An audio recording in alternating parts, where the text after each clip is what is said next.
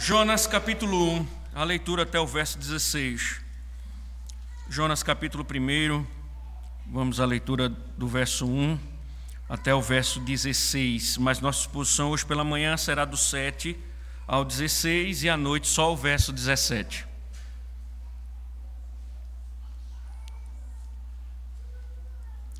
A palavra do Senhor veio a Jonas, filho de Amitai, dizendo: levante-se e vá à grande cidade de Nínive e pregue contra ela, porque a sua maldade subiu até a minha presença. Jonas se levantou, mas para fugir da presença do Senhor, para Tarsis. Desceu a Jope e encontrou um navio que ia para Tarsis. Pagou a passagem, embarcou no navio para ir com ele para Tarsis, para longe da presença do Senhor. Mas o Senhor lançou sobre o mar um forte vento e levantou-se uma tempestade tão violenta que parecia que o navio estava a ponto de se despedaçar. Então os marinheiros ficaram com medo e clamavam cada um ao seu Deus. Lançaram no mar a carga que estava no navio para que ele ficasse mais leve. Jonas, porém, havia descido ao porão do navio. Ali havia se deitado e dormia profundamente. O capitão do navio se aproximou de Jonas e lhe disse: o que está acontecendo com você? Agarrado no sono? Levante-se, invoque o seu Deus. Talvez assim esse Deus se lembre de nós, para que não pereçamos. Os marinheiros diziam uns aos outros: vamos lançar sortes para descobrir quem é o culpado desse mal que caiu sobre nós. Lançaram sortes, e a sorte caiu sobre Jonas. Então lhe disseram: agora nos diga, quem é o culpado por este mal que nos aconteceu? Qual é a sua ocupação? De onde você vem? Qual a sua terra? E de que povo você é? Jonas respondeu: eu sou hebreu e temo o Senhor, o Deus do céu, que fez o mar e a terra. Então os homens ficaram com muito medo e lhe perguntaram: o que é isso que você fez? Pois aqueles homens sabiam que Jonas estava fugindo da presença do Senhor, porque ele lhes havia contado. Então lhe perguntaram: o que devemos fazer com você para que o mar se acalme? Disseram isto porque o mar ia se tornando cada vez mais tempestuoso. Jonas respondeu: peguem-me e me lancem no mar, então o mar ficará calmo, porque eu sei que por minha causa esta grande tempestade caiu sobre vocês. Em vez disso, os homens remavam, esforçando-se para alcançar a terra, mas não podiam, porque o mar ia se tornando cada vez mais tempestuoso contra eles. Então clamaram ao Senhor e disseram: ah, Senhor, rogamos-te que não nos deixe perecer por causa da vida deste homem, e não faças cair sobre nós este sangue inocente, porque tu, Senhor, fizeste o que foi do teu agrado. Em seguida, os marinheiros pegaram Jonas e o lançaram no mar, e a fúria do mar se acalmou. Então esses homens temeram muito o Senhor, ofereceram sacrifícios ao Senhor e fizeram votos. O Senhor ordenou que um grande peixe engolisse Jonas, e Jonas esteve 3 dias e 3 noites no ventre do peixe.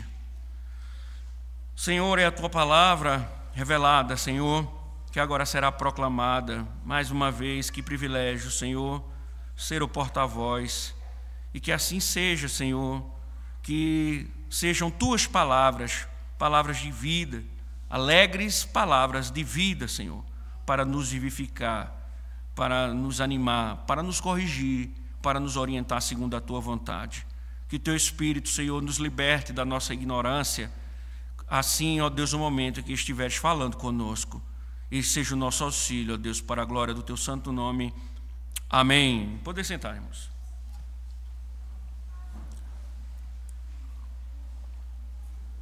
Palmer Robertson, no seu livro, seu comentário sobre Jonas, um livreto inclusive, ele faz o seguinte comentário em um dado momento do comentário seu sobre o livro de Jonas. Ele diz que o nome de Deus por vezes é blasfemado por muitos cristãos devotos, aqueles que são aparentemente mais devotos. Parece que por vezes eles são rapidamente pecaminosos com relação à blasfêmia, o nome de Deus. E se pensarmos, irmãos, claro, isso acontece de muitas maneiras. E, por exemplo, essa semana um convite de certa igreja que eu acabei vendo na internet continha a seguinte frase: venha sentir a presença de Deus. Parece um convite muito belo, mas sentir a presença de Deus, irmãos, sabemos muito bem que no nosso contexto, no nosso mundo contemporâneo, principalmente um mundo evangelical e pragmático, as coisas elas funcionam assim para muita gente. A ideia do sensitivo, eu preciso sentir para que de fato aquilo seja verdadeiro, tem que mexer em algum sentido com as minhas emoções, eu preciso sentir alguma coisa. E aí isso tem permeado a vida de muita gente. Quem aqui já não ouviu pessoas dizerem assim: eu não sinto que Deus está querendo que eu faça tal coisa, eu não sinto que Deus quer que eu tome tal atitude. E as decisões, ou até mesmo a vida, de uma forma geral, é simplesmente um apanhado de ações fundamentadas em eu estou sentindo, eu estou pensando, eu estou achando. E essa é uma forma, irmãos, como John MacArthur ou o próprio Palmer Robertson diz, essa é uma forma de blasfemar contra Deus. Por quê? Porque em que momento as Escrituras dizem que os nossos sentimentos são seguros? Em que momento das Escrituras é dito que eu posso confiar nos meus sentimentos? Quem disse, qual apóstolo, qual profeta disse que os sentimentos devem nos guiar? A paz, irmãos, inundou a vida de Jonas. Mesmo fugindo de Deus, ele dormia como um bebê, ele sentia paz. Contudo, os nossos sentimentos não significam nada, principalmente quando se foge de Deus. E um fugitivo anestesiado pela tolice do pecado, ele por vezes precisa despertar, ele precisa acordar do seu sono. Ele não pode ser guiado pelos seus sentimentos. Então Deus o despertou. Deus não considerou o que Jonas pensava, o que Jonas sentia. Para Deus, seus sentimentos não significaram nada. Então Deus simplesmente, em sua soberania, vai tirar-lhes a paz que tanto o adormecia. Ou seja, irmãos, essa parte que nós veremos hoje nós falamos aqui que um dos temas principais do livro de Jonas é a soberania de Deus em conduzir a história, em conduzir as nações e também em conduzir em particular a vida de um profeta que foge de sua vontade. E é aqui, irmãos, que nós vemos nesse texto a soberania de Deus. Não é o sentimento, não é nada da vida de Jonas que governa, mas é o próprio Deus governando, que ele começa a restaurar a vida de um profeta fugitivo. Então, se pouco importa o que nós sentimos, pouco importava para Deus o que é que Jonas sentia. O importante mesmo, irmãos, é que o que Deus vai fazer agora é que, apesar da sonolência de Jonas, apesar dos seus sentimentos de paz, apesar de tudo estar sendo tranquilo, Deus agora vai restaurá-lo. E o que nós aprendemos, irmãos, automaticamente como lição é que os filhos de Deus não continuam a pecar por muito tempo sem ser tratados por Ele. Os filhos de Deus não continuam a pecar por muito tempo sem ser tratado com Ele. Então entenda uma coisa: se você não é eleito, não é filho de Deus, não faz sentido o sermão de hoje. Não faz sentido, não fará sentido. Mas se você é um eleito do Senhor e filho de Deus, fique certo, se você estiver vendo o pecado, Deus vai tratar com você. Deus vai tratar com você. Mas como é que Deus faz isso? Como é que Deus trata um profeta que está em paz no seu pecado, mesmo fugindo de Deus? Como é que Deus, quais são os passos dados dentro da narrativa que Deus começa a tratar com o profeta? A primeira coisa, irmãos, que nós vamos ver no texto é que quando Deus começa a tratar aqueles que estão em desobediência, a primeira coisa que Ele faz é revelar o pecado. Veja que a princípio a fuga parecia ter sido bem sucedida E o texto é claro que Jonas dormia profundamente, ele estava em paz, a sensação dele era que estava tudo bem, mesmo ele numa situação rebelde. No entanto, nós observamos no decorrer do texto que uma tempestade começava a castigar o navio, e os marinheiros entenderam que ali havia alguma coisa dos deuses, e de fato havia, o texto deixa claro que ali era Deus atacando a embarcação. Mas os marinheiros, meus irmãos, ainda careciam de compreender por que essa ira, por que essa revolta, porque eles estavam lidando com uma tempestade diferente das que eles lidavam durante o seu trabalho. Então, alguma coisa, houve alguma ofensa, houve alguma situação.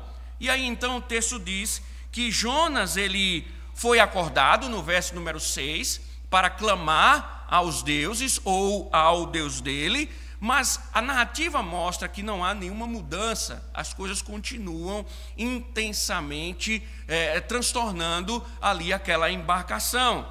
Então, a partir do verso 7, nós vemos que eles tiveram uma ideia. Então, eles disseram uns aos outros, verso 7, vamos lançar sortes para descobrir quem é o culpado desse mal que caiu sobre nós. Irmãos, tudo que estava acontecendo era incomum para eles e deduziram o que o texto está querendo mostrar, que eles deduzem que havia alguém que agiu ofendendo alguma divindade. Alguém fez alguma coisa que ofendeu a deidade furiosa. Agora, o que chama a atenção, irmãos, aqui, talvez não se perceba, veja que curiosidade. Como é que eles deduzem, uma vez que eles têm a consciência de que alguma coisa foi feita, como é que eles deduzem que o ofensor foi o outro? Veja, eles chegam à conclusão de que houve alguma ofensa à divindade, mas eles não pensam em si mesmos. Eles estão procurando alguém que poderia ter feito isso. Eles não fizeram nada que ofendeu a divindade. Então, observe, irmãos, no princípio importante aqui, como o mundo pensa por vezes.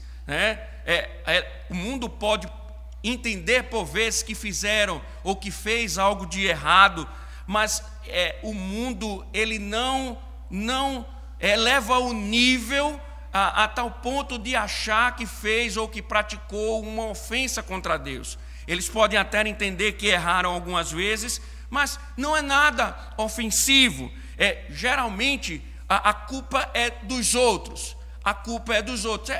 A síndrome de Lula, com o termo economia, né? A culpa sempre é do empresário, é sempre do indivíduo que tem uma microempresa. Nunca é culpa do governo, nunca é culpa do sistema, né, do nosso governo, mas sempre é culpa dos outros. Veja, eles não procuraram neles mesmos, mas eles sabiam, né? Alguém fez alguma coisa, por isso que a deidade está furiosa. Mas, irmãos, essa não é uma síndrome de Lula do mundo, é uma síndrome de todo ser humano envolvido pelo pecado. Não é algo exclusivo da impiedade. Há uma tendência, irmãos, e entre o povo de Deus, pensam da mesma forma. Eles pecam, mas não é tão grave assim. Eles cometem pecado, mas não é tão ofensivo assim. Então, geralmente, a culpa é sempre dos outros. O sermão de domingo é sempre para os outros. A exortação do Senhor é sempre para os outros. É aquela sensação de que nós não cometemos nada ofensivo, e nós nos deparamos disso quando vamos tratar em particular, quando vamos tratar na reunião do conselho. Não foi tão grave assim, foi só um erro, foi só um lapso, foi só uma dificuldadezinha. Nunca é visto como transgressão da lei. Os outros não. Os outros transgridem a lei. Os outros são pecadores. Os outros não valem nada. Os outros são miseráveis. Mas nós não. Nós temos a tendência assim, não, nós não transgredimos a lei deste. Pastor, eu tenho faltado ao domingo, mas veja bem, não é tão grave assim. Eu tenho sido negligente com o dia do Senhor, mas não é tão grave assim. Era isso que eles estavam fazendo, irmãos. E o que nós não percebemos é que tanto o mundo como, por vezes, aqueles que se dizem crentes, nunca, isso é um comportamento que mostra que nunca estão dispostos a admitir seus pecados e a justa ira divina. Isso acontece porque não há essa defesa, é que ali falta a disposição para admitir o pecado. Falta disposição para admitir o pecado. Ou seja, irmãos, tanto Jonas e sua situação, como os marinheiros, refletem essa insensibilidade. A deidade furiosa atinge o barco. Quem foi que fez? O que foi que fizeram? Nós não fizemos nada, temos que procurar o culpado disso. E Jonas estava lá, mas ambos estão no mesmo barco. Não estão dispostos a admitirem os pecados e que a ira de Deus é resultado dos pecados.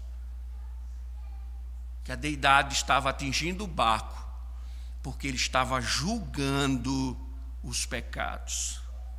E nós não queremos, por vezes, acusamos os outros, dizemos que os outros são os pecadores de fato, porque nós não estamos dispostos a reconhecer que nós é que temos transgredido a lei de Deus.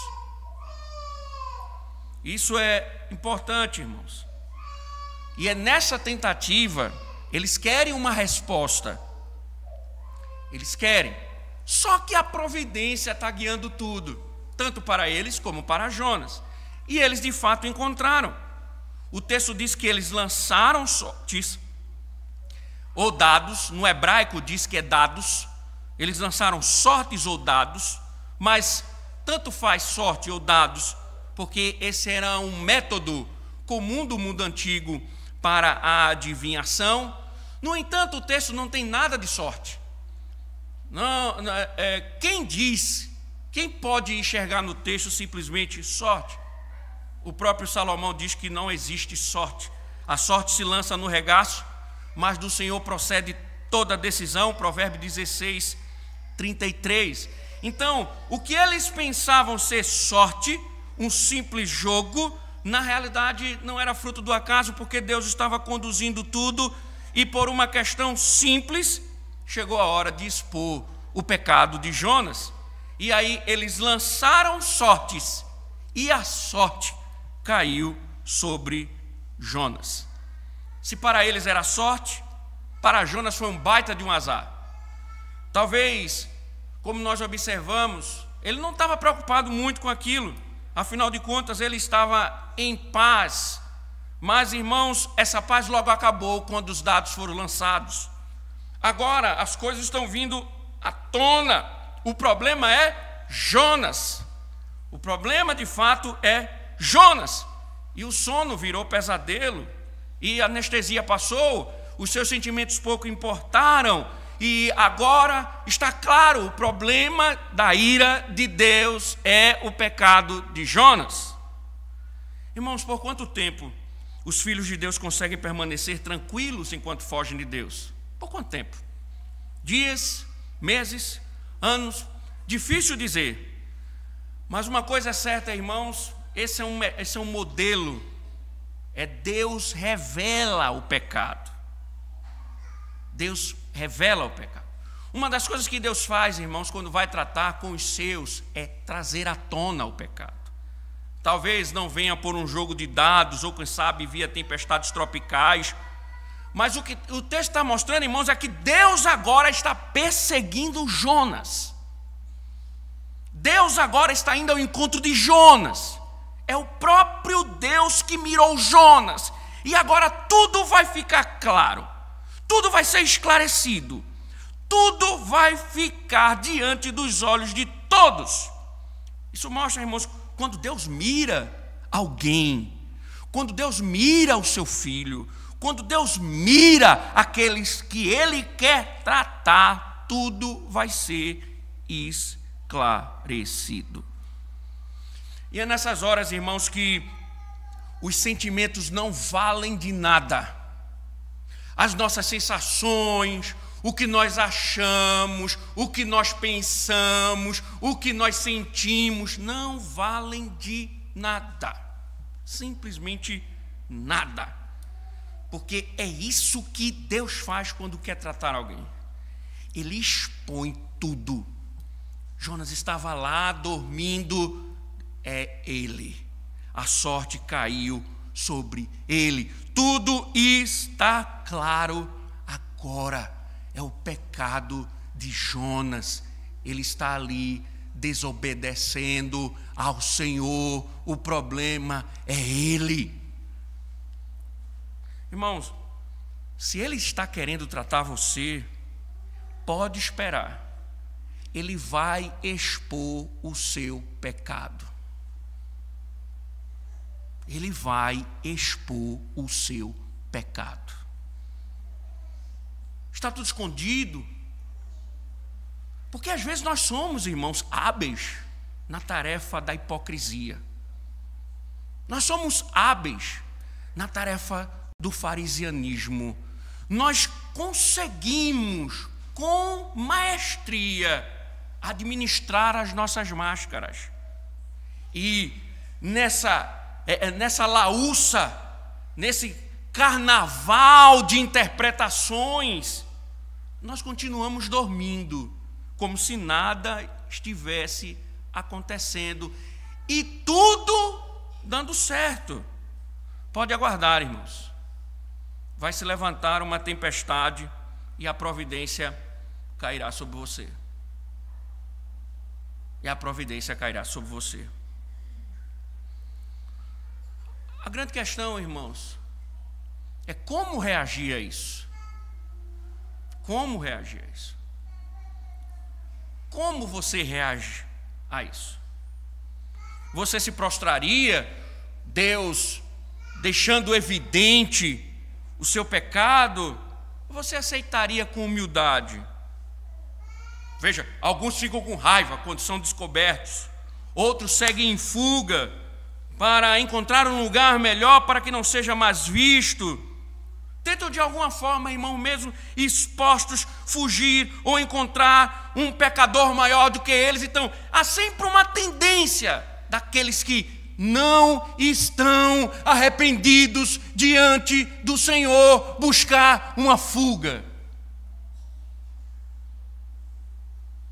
Há sempre uma tendência daqueles que não são eleitos de Deus, quando são descobertos em seus pecados, quando os pecados estão em evidência, há uma tendência clara de fugir. A coisa mais fácil hoje em dia é mudar de igreja. Quando o confronto acontece, pensa-se logo, vou mudar de igreja.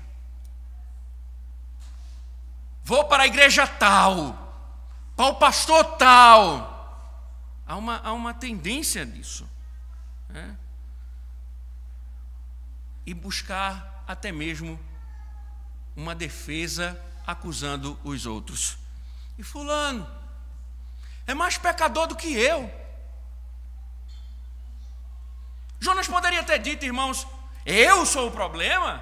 Vocês são pagãos. Vocês adoram falsos deuses. Eu sou o problema? O problema é vocês. Vocês que são idólatras. Vocês que vivem fazendo culto a falsos deuses. E eu sou o problema? A diferença, irmãos, é que quando Deus começou a expor o pecado de Jonas e deixou evidente que o problema era ele, Jonas reconheceu que não era sorte. Ele viu que era o dedo de Deus. Então, se nessa primeira etapa o pecado dele fica em evidência, em segundo lugar, meus irmãos, Deus trata o coração daqueles que estão em paz, fugindo dele, levando-os a confessar. Então Deus agora não só faz com que o pecado fique claro, mas agora ele vai ter que confessar o seu pecado. Veja novamente o verso número 8 ao verso número 10. Então lhe disseram: agora nos diga quem é o culpado por este mal que nos aconteceu. Qual é a sua ocupação? De onde você vem? Qual a sua terra? E de que povo você é? Veja, a sorte caiu sobre Jonas e levantaram inúmeras indagações. Agora chegou a hora da verdade. Chegou a hora da verdade. E os maridos perguntaram: então nos diga, quem é o culpado por este mal que nos aconteceu? Qual é a sua ocupação? E a resposta dele, irmãos, é uma resposta de quem acabara de acordar, não de um sono profundo, fisicamente falando, mas de um sono espiritual. Veja o 9, Jonas respondeu: eu sou hebreu e temo o Senhor, o Deus do céu, que fez o mar e a terra. Como assim, irmãos? Jonas está em desobediência e ele diz: eu temo ao Senhor. Como assim? Fico a imaginar, irmãos, o coração deste homem foi despertado do sono. Agora todos sabem do seu pecado, o seu pecado foi exposto. E é aí, irmãos, o que o texto está dizendo é que o temor dele se acendeu. O temor do Senhor agora voltou a acender no coração de Jonas. Então, irmãos, aprendam uma coisa. Sabe por que a gente se afunda no nosso pecado? Sabe por que a gente vai fundo no nosso pecado, mais fundo, como se nada tivesse acontecendo, e ficamos adormecidos na alma? Porque falta temor em nossos corações. Falta o temor. Irmãos, quando o temor desaparece, nós nos afundamos mais e mais no pecado. E o pior, a Escritura diz que nós somos piores do que os demônios. Uma pessoa sem temor é pior do que os demônios, porque Tiago diz que eles creem e estremecem.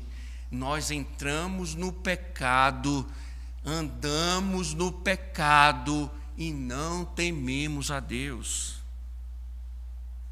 Mas é aqui, irmãos, onde mostra a restauração de um coração. O temor do Senhor começa a ser restaurado. De onde você vem? Quem é você? Eu sou hebreu. Eu temo ao Senhor. Jonas deu toda a sua identidade, mas ele diz: eu temo ao Senhor. Quer viver livre do pecado, meu irmão? Tema ao Senhor. Esse é o princípio da piedade. Isso é o sinal do cristão verdadeiro. O cristão genuíno, meus irmãos, ele pode andar por inúmeros caminhos, mas ele sempre revelará o temor ao Senhor em um dado momento. Você tem vivido como tem vivido, meu irmão, talvez é porque lhe falta o temor. Você não teme ao Senhor. Você talvez tenha medo do pastor, do conselho, dos diáconos, de um outro irmão mais experiente, não sei, você pode temer tantas coisas, mas talvez lhe falte o temor a Deus. Sabe por quê, irmãos? Quando nós pecamos, quem estamos? Qual é a nossa preocupação? Que Deus veja ou que os outros vejam? Quando nós faltamos o dia do Senhor com as nossas mentiras, com a nossa negligência, e que mandamos para o WhatsApp do pastor, dando uma justificativa, nós estamos cientes de que Deus pode não ter aceitado essa justificativa. Será que isso permeia nosso coração? Será que o que movimenta de fato é o temor ao Senhor? Eu não faço tal coisa porque eu estou vivendo diante do corandel, diante de Deus, é por isso que eu não faço. Ou estou temendo os homens? Ou eu estou vindo para a igreja porque senão o conselho vai me procurar na segunda-feira? Eu estou dando o dízimo porque senão o conselho vai me chamar na reunião do conselho? Eu estou fazendo tal coisa ou outra para não ser visto por tal pastor, por fulano? Essa é a nossa preocupação, se for falta temor.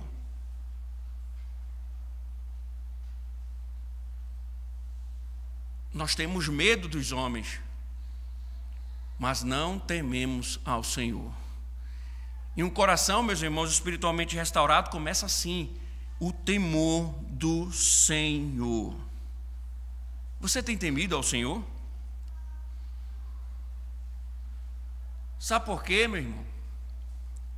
A voz de Deus não produz mais resultados no seu coração, simplesmente porque você perdeu o temor. Você perdeu o temor. Jonas havia perdido. Fugiu. Viveu a vida tranquila, até que o Senhor o encontrou. E ele disse: eu temo ao Senhor. Agora, note a ironia, irmãos, do texto, porque os marinheiros estavam procurando descobrir a causa do julgamento.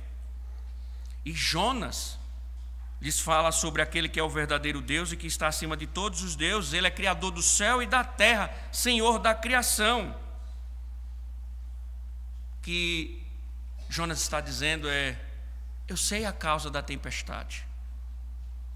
Foi o Senhor quem levantou. É o dedo de Deus assolando o barco. É Ele quem está julgando a embarcação. É Ele quem tem assolado. Em outras palavras, irmãos, esse texto pode ser muito bem traduzido: é Ele quem está me perseguindo.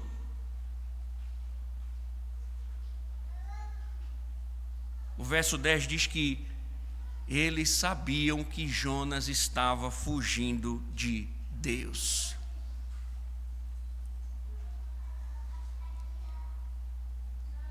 Ele não olhou aquilo como fruto do acaso. Ele viu a mão de Deus julgando ele.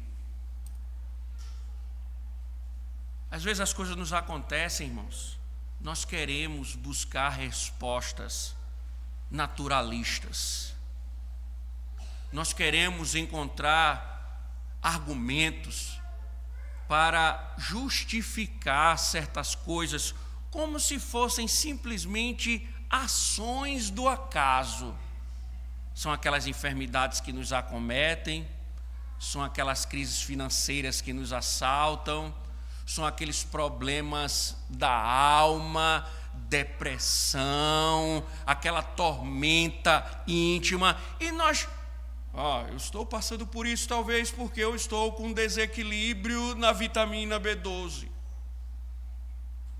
Essa tempestade que está caindo talvez seja em razão agora da mudança climática. Então nós queremos ver nas circunstâncias a coisa da naturalista, da ordem comum, da ordinariedade.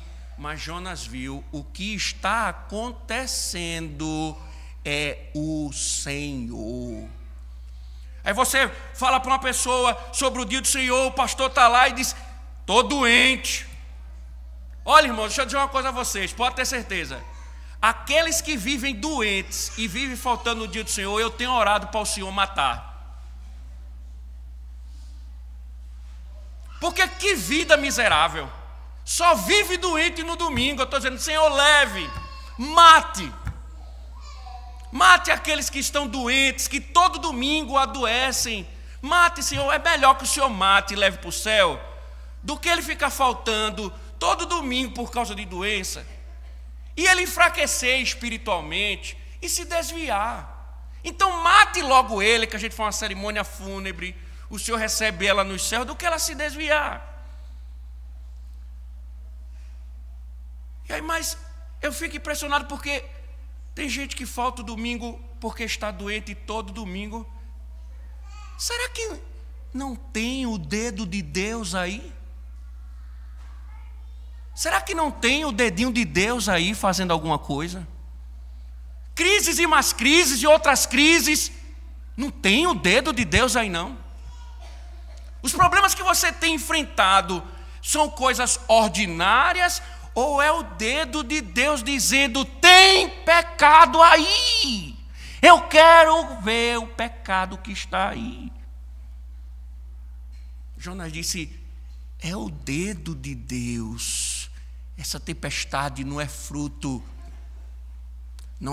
de uma mudança climática. É Deus quem está soprando o vento. É Ele quem está assolando. O meu pecado é a causa disso tudo. Eu estou fugindo de Deus. É Ele, é Deus quem está afligindo por causa do meu pecado. E eles disseram: eles sabem agora que Jonas está fugindo de Deus. Jonas disse: o problema é que eu estou fugindo de Deus. Sabe de uma coisa, meu irmão? A restauração de um coração rebelde, que ergue-se o temor, leva a boca a confessar. Ele para de dizer é o outro. Ele para de dizer o sermão é para o outro. Ele diz: o problema sou eu. Eu estou fugindo de Deus. O problema está em mim. Eu que sou rebelde. Deus tem falado comigo e eu tenho fugido. Deus tem me exortado e eu tenho corrido. O problema sou eu, não é o pastor. O problema não é o conselho. O problema não é a diaconia. O problema sou eu que tenho andado rebelde e Deus está me caçando.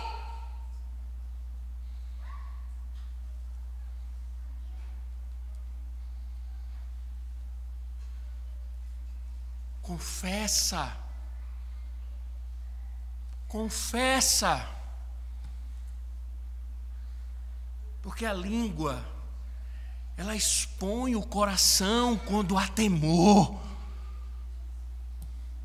A língua bota para fora. Quando há temor, a pessoa não aguenta mais, a alma entra em tormento. A alma não fica procurando desculpas. A alma é como aquele publicano: Senhor, tem misericórdia de mim, que sou pecador.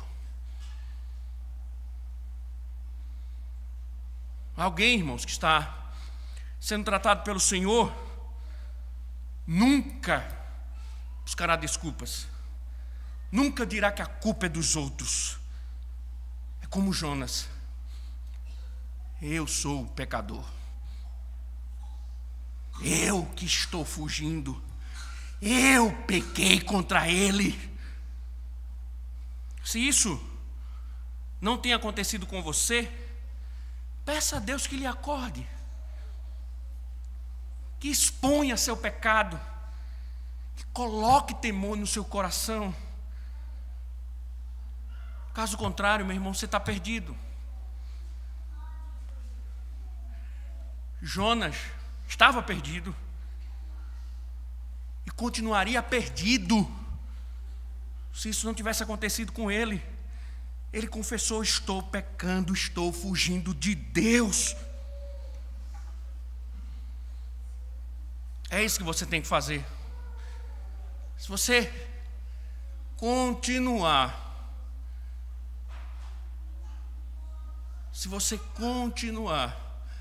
a tempestade não vai cessar. Porque esse é o próximo passo. Porque, irmãos, veja, Deus expõe, Ele confessa, Ele sabe que Ele é o problema, que Ele pecou contra Deus. Mas saber que tem a doença não resolve. Tem que ser tratado agora. O pecado foi revelado, foi confessado, mas ele agora precisa ser tratado. Então, o terceiro passo é que Deus vai levar, Deus vai tratar o pecado. Você observar, é a mão divina que vem arrancando a máscara de Jonas, revelando o seu pecado, restaurando o seu temor. Mas observe que, mesmo nesse processo, a tempestade não para. Então, os marinheiros apelaram para Jonas. Veja o verso número 11. Ele disse: então lhes perguntaram: o que devo fazer com você para que o mar se acalme? Tudo bem, você fugiu de Deus, pecou contra Deus, mas o que nós temos que fazer? Olha a resposta. Disseram isso porque o mar se tornava cada vez, veja, em todo esse processo em que eles estão, descobriram que era Jonas, que Jonas confessa que está fugindo do Senhor. Observe que a tempestade foi aumentando mais ainda. Então você tem que fazer alguma coisa, porque nós já descobrimos o problema, você já disse que era você, que está fugindo do Senhor, mas o mar continua firme. Jonas respondeu, verso 12, veja: pegue-me e me lancem no mar, então o mar ficará calmo, porque eu sei que por minha causa esta grande tempestade caiu sobre vocês. Jonas, eu amo essas histórias, essas biografias proféticas. O cara diz: eu sei que eu sou problema, pode me jogar no mar. Pode me jogar no mar. Jonas sabia que ia morrer. Ele disse: eu sou. Se é para salvar vocês, eu morro, pode me jogar no mar. Se é para fazer, se é para salvar vocês, me lancem no mar. Só assim, você me jogando lá, eu morrendo, é que vocês serão salvos. Só que, veja, os marinheiros, eles tentaram de outra forma. Veja o verso número 13. Em vez disso, os homens remavam, esforçando-se por alcançar a terra, mas não podiam, porque o mar ia se tornando cada vez mais tempestuoso contra eles. O que a narrativa, meus irmãos, está dizendo aqui é que os marinheiros deram de tudo, mas não para jogar Jonas, mas para levar a embarcação à terra firme, para que Jonas não fosse lançado no mar, porque eles sabiam: se Jonas é lançado no alto mar, Jonas morreria. E aqui, irmãos, veja a ironia da narrativa. Jonas não queria pregar a graça a um povo pagão, e começa a ver os pagãos sendo convertidos. Não agiu com misericórdia quando negou a graça a pecadores, mas agora vê os marinheiros fazendo de tudo para poupar-lhe a vida. Deus é muito engraçado. Deus é muito engraçado. Porque agora os marinheiros estão agora protegendo Jonas, tentando salvar Jonas, agindo com misericórdia com relação a Jonas. Muitos autores acreditam que isso automaticamente mostra, e no decorrer do texto fica provado, que aqui há conversões na embarcação. Deus começa a converter os marinheiros nessa narrativa. E aí, meus irmãos, isso mostra o que nós estamos vendo no decorrer das exposições. Deus salva quem Ele quer e ponto final. Se Ele quer salvar alguém, Ele vai salvar. E Ele quis salvar Jonas dessa rebeldia. E o que o texto está mostrando é que mesmo corações sendo convertidos ali, Deus queria tratar com Jonas. Por isso que nada do que eles fizessem iria diminuir a tempestade. O texto está dizendo que eles tentaram levar Jonas para a terra firme e Deus assolava mais e mais a embarcação. Então, meus irmãos, não tinha outra possibilidade. Não tinha outro caminho, a não ser este do verso 14 e 15. Veja. Então clamaram ao Senhor e disseram: Ah, Senhor, rogamos-te que não nos deixe perecer por causa da vida deste homem, e não faças cair sobre nós este sangue inocente, porque tu, Senhor, fizeste o que foi do teu agrado. Em seguida, os marinheiros pegaram Jonas e lançaram no mar, e a fúria do mar se acalmou. Nota, irmãos, sem alternativa, se não aceitar o conselho de Jonas, eles oraram a Deus pedindo que não os responsabilizasse, já que eles entenderam: é a tua vontade, o que está acontecendo é a tua vontade. Aqueles homens que entraram na embarcação pagãos, agora estão submissos ao Senhor, dizendo: foi a tua vontade, vamos lançá-lo no mar. Não adianta, irmãos, tentar andar no temor do Senhor sem tratar o pecado. As coisas só voltariam ao normal quando Jonas fosse tirado do barco. Não adianta, irmãos, pedir que Deus acalme a tempestade quando o pecado ainda permanece. A questão aqui é que é preciso ir à raiz do problema e tirá-lo rápido, porque muitas vezes nós enxergamos a superficialidade. Volto a dizer, meus irmãos, quem transgride o quarto mandamento, o domingo, constantemente, o domingo é só a ponta do iceberg, ali tem inúmeros pecados. Quem negligencia o dia do Senhor tem inúmeros pecados. Porque quando não se tem prazer no dia do Senhor, significa que a alma já está entregue aos pecados. E nós muitas vezes ficamos a atacar superficialmente quando nós esquecemos da raiz do problema. E saber que o problema existe não vai resolver se continuar lá. Saber, irmãos, que estamos pecando não significa nada enquanto o pecado estiver lá.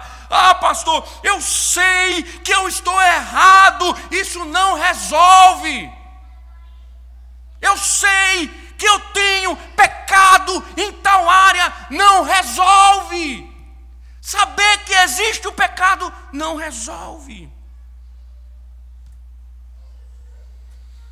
Saber que estou violando o dia do Senhor não resolve. Tem que jogar Jonas no mar. Tem que tirá-lo da embarcação. Ou a tempestade vai continuar. Tens que abandonar o pecado ou não haverá graça. O que você precisa fazer não é só saber que existe, mas varrer o pecado. Jogá-lo fora, lutar contra ele, tirá-lo. Saber que existe não resolve o problema. Você está disposto a isso? Você está pronto e ansioso para que o estado de sua alma seja examinado?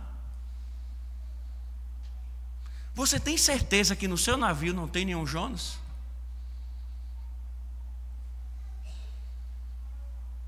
Se existir, você dará glória a Deus quando ele for revelado?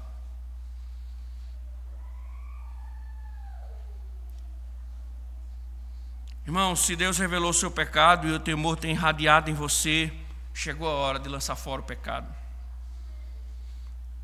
Deixa eu te dizer uma coisa, meu irmão. Enquanto enquanto você não tirar esse pecado, você não terá paz.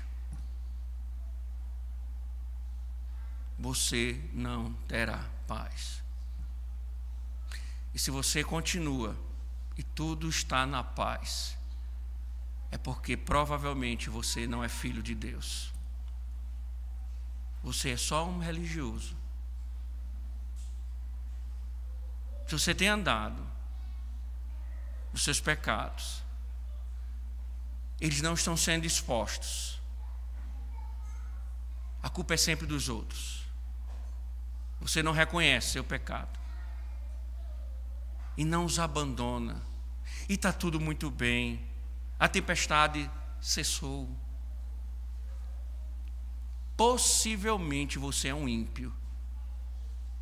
Sabe, o vaso feito para desonra, você vai ser glorificado, ou Deus será glorificado com a ira que será derramada sobre você.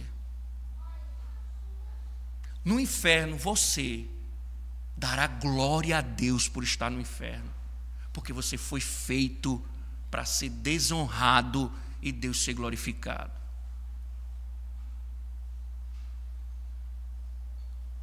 Porque o autor aos Hebreus diz: os que são do Senhor sofrem a disciplina do Senhor.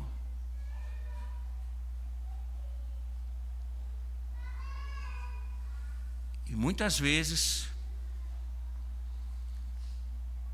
nós estamos diante de pessoas que sabem que estão pecando contra Deus e não estão tratando o pecado. Mas quando os marinheiros lançaram Jonas no mar, o Senhor acalmou o mar. Veja o verso 16. Então esses homens, verso 15, 16, em seguida os marinheiros pegaram o Jonas, lançaram no mar, e a fúria do mar se acalmou. Então esses homens temeram muito ao Senhor, ofereceram sacrifícios ao Senhor e fizeram votos. Veja, olha como o texto termina, né? Uma embarcação descrente agora é crente, porque viu Deus tratar o homem que fugia dele. Só viram a tempestade se acalmar quando lançaram Jonas no mar. Só vai, meu irmão, acabar essa tormenta quando você abandonar esse pecado. Richard Phillips, comentando, diz o seguinte: dessa forma, Deus havia enviado sua tempestade não só para despertar seu profeta desviado, mas também para fornecer aos pagãos uma manifestação do seu poder salvífico. Ou seja, a desobediência de Jonas, irmãos, Deus usou contra ele mesmo para se revelar aos pagãos. Agora, eu quero finalizar. Quando você ouve tudo isso, é natural que se pense assim: que sermão duro, que sermão firme. E ao contrário dos marinheiros, não é um sermão daqueles que a gente termina em adoração. De fato, irmãos, quando se fala que Deus vai expor nosso pecado, nós que somos tão mestres na hipocrisia, que Ele vai arrancar de nós uma confissão, que Ele vai tratar o nosso pecado. E quando nós percebemos que estamos enquadrados nisso, não parece ser muito agradável. Mas uma das máximas desse livro, irmãos, é mostrar o seguinte: que apesar disso é um livro sobre graça. Apesar de ser um livro que vai tratar sobre o pecado de Jonas no início, é um livro que está cheio de graça. Porque observem, a indisposição de Jonas levou Deus a tocar no coração dos homens que estavam na embarcação. Mesmo na rebeldia, Deus se utiliza da rebeldia para promover graça. A tempestade que vem foi para promover graça. Então, eleitos são intocáveis? Não. Deus trata a desobediência. Nós estamos vendo. O autor aos Hebreus diz: exortai-vos mutualmente a cada dia, durante o tempo que se chama hoje, a fim de que nenhum de vós seja endurecido pelo engano do pecado. Estejam atentos, cuide do vosso coração, para que vocês não sejam endurecidos. Então uma coisa é certa, meu irmão, se você não quer passar pelo que Jonas passou, cuide do seu coração. Cuide da sua alma, cuide da sua vida, lute contra o pecado, não desobedeça a Deus. Quando Deus disser faça tal coisa, faça.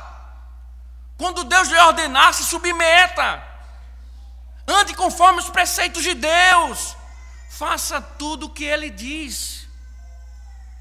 Mas onde é que vem a graça, irmãos? É que por vezes nós falhamos e nos sentimos culpados, nos sentimos sem esperança. E talvez Jonas tenha entendido assim: eu estou em desobediência contra Deus, o que me resta então, se não morrer para salvar vocês? Se o problema é eu, pode me lançar. E aí, irmãos, que interessante, porque quando Jonas foi tratar o pecado, ele se sacrifica pela embarcação. A morte dele, de fato, trouxe a paz e dispersaria a ira de Deus. E foi assim que aconteceu. Lançado ao mar, trouxe calma para a embarcação daqueles pecadores. Isso lembra alguma coisa? Isso lembra a história da redenção, irmãos. Foi o próprio Jesus que comparou sua morte à de Jonas. Ele disse: assim como esteve Jonas 3 dias e 3 noites no ventre do grande peixe, assim o Filho do Homem estará 3 dias e 3 noites no coração da terra. Mateus 12:40. Com grandes diferenças, é claro, irmãos. Jonas é lançado ao mar por causa do pecado dele. Mas Jesus recebeu a culpa dos seus em obediência à vontade do Pai. Jonas salvou aquela embarcação quando desceu ao mar. Cristo salvou o seu povo quando desceu ao túmulo. Jonas substituiu aqueles homens. Cristo foi o substituto. Deus perseguiu Jonas até a morte para abençoar aquela embarcação. Deus perseguiu o seu próprio filho para que muitos de toda a nação sob o céu pudessem ser salvos. Então, se você acha muito duro, pense uma coisa: se você ainda não padeceu em seu estado, é porque Deus quer restaurar você. Se você não padeceu ainda, é porque Deus ainda quer restaurar você. Não permaneça indiferente a Ele. Volte-se para Ele. Você está pronto para isso? Você está pronto a se voltar para Deus? Você está pronto hoje a confessar o seu pecado, a lutar contra o pecado? Você está pronto? porque Ele está pronto para derramar graça e conduzir você, purificar você em Cristo, e você finalmente poder se alegrar no Senhor sem máscaras e dizer: eu sou cristão e eu temo ao Senhor, o Deus dos céus, o Deus da terra, que enviou o seu Filho com amor infinito para redimir-me por meio do seu sangue, para que eu declare a sua glória para sempre. Amém. Amém, Senhor. Que a tua graça se estenda sobre nós. E muito obrigado, ó Deus, porque tuas palavras cuidam de nossas almas, para não seguirmos, ó Deus, o caminho de desobediência de Jonas, por exemplo. Ó Senhor, nos ajude e que possamos permanecer firmes diante do Senhor para todo sempre. Amém.